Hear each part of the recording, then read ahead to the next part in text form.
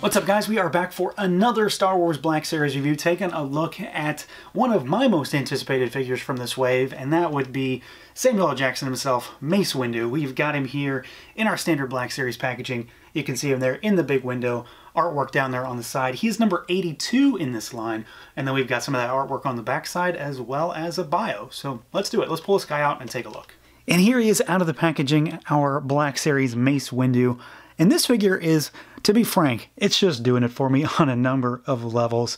This guy in particular has what has, as far as I can tell, really set the standard for soft goods in the line.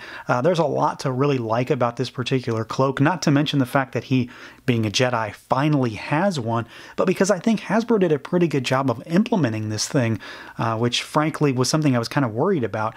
And, you know, there are definitely a lot of folks out there that make custom soft goods for figures, and while this may not be maybe on that level, I think for what we get with the Black Series figures, this is a marked improvement over some of the other stuff. Not to mention the fact that you can take this off and use it with other Jedi if you want. So there's a lot of use here in general, but I do think that it hangs really nicely. Now, of course, we always talk about articulation first, but for this particular figure, I think we're going to start and talk about the soft goods so I can actually take it off, and then we'll talk about how he moves, because it does impede articulation, but only slightly. Really, it's just going to get in the way of me actually demoing what he can do.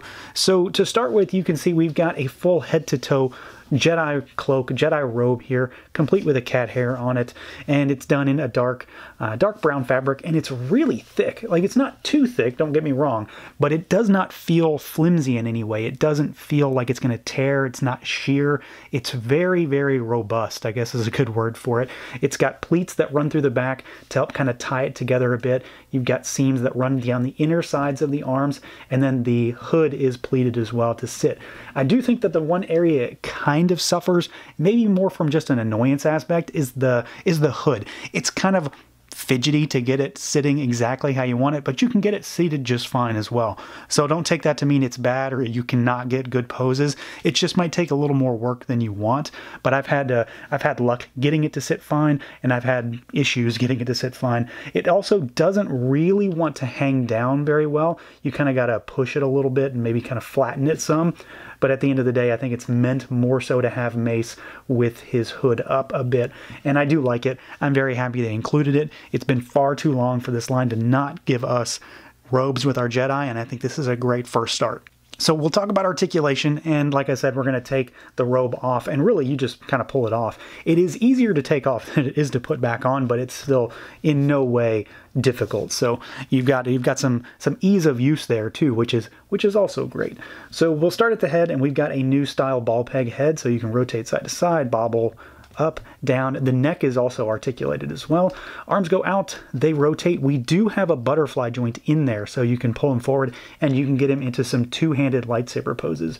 I will say, though, his inner robes do impede that a little bit. So if this wasn't here, it would be easier. We've got a double jointed elbow, but because of the sculpt, you get at least 90, maybe 95, and then you can rotate in there. We've got hinging and rotating wrists. You've got a waist twist, which seems floppy, but it's not. It's just not, it's not tight, but it's not loose, if that makes sense. I guess it's just right, I guess would be the way to say it. So full range of motion all over the place. Legs go out, they kick forward and backwards, but you're gonna have the rubbery lower cloak inner robes to contend with there.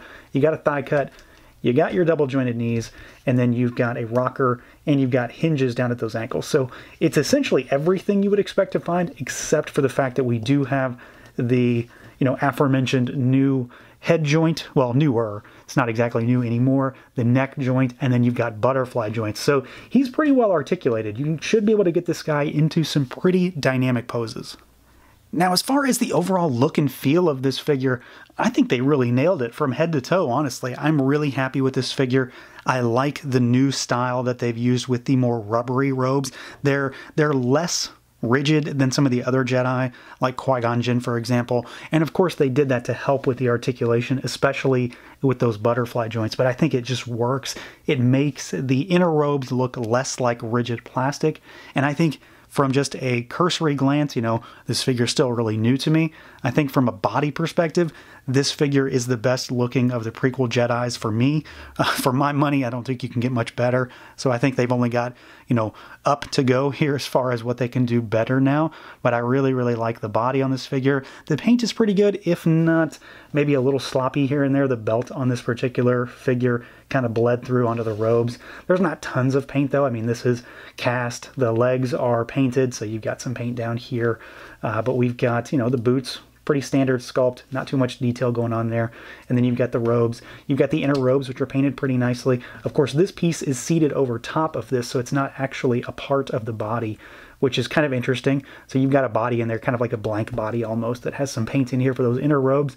And then you've got the unpainted hands, which both are gripping style hands, but this one's more of a force gripping style hand, so you can kind of use it either way. So have a gripping, or you can be doing like a force grab or force push or something, and then this is more of your traditional gripping hands. So he does very much look the part, and I think paired with the soft goods, you've got an all-around solid figure. But of course, I mean, we've got to talk about that head sculpt, and then we've also got to compare to figure arts. So as we zoom in on that head sculpt, you can see that, frankly, Hasbro has nailed it again. They are showing us time and time again that they really do have a great deal of talent when it comes to making good head sculpts that can use the photoreal. And I do think that this guy rivals the figure arts in general. This is definitely one of those that's going to give Bandai a run for their money. We've got great skin tone here. I think the eyes are really nicely done. The lips are nicely done. I wish that this particular figure had less of a stoic expression. That's not a knock, it's just more of a, you know, I kind of wish he was a little bit angrier, or give me more of a Mace Windu while he's fighting Palpatine kind of look, something like that. But otherwise, I really have zero faults with this. Everything's clean and crisp and centered, and the sculpt and the likeness is just spot on. Now, as far as accessories goes, he of course only has one, and it is the one that matters. We have got our Mace Windu exclusive style lightsaber, so we've got that special hilt with the gold and the black and the silver, a lot of nice detail painted in there, and then you've got that purple blade. This is just, I mean, it's exactly what it needs to look like. There's really not much to say about it. He can hold this thing in either hand, or like I've mentioned, he can hold it in both. You'll see shots of that later on in the video for sure. So he can get into two-handed poses. It is a little tight because of this rubbery upper chest piece, but you can get him to do it, and then it's just a great looking accessory. It's exactly what this guy needs. I really don't think he could have been given anything else, frankly. And of course, as I mentioned, here is our comparison. Black Series on our left, figure arts on our right, and this is just one of those examples where it shows the gap is really getting close between the two companies when it comes to head sculpts and, of course, face printing. Now, I still think Bandai absolutely wins in the accessory department, and then in, of course, the articulation department, but even that is kind of closing with the added head joints, and of course with the added butterfly joints.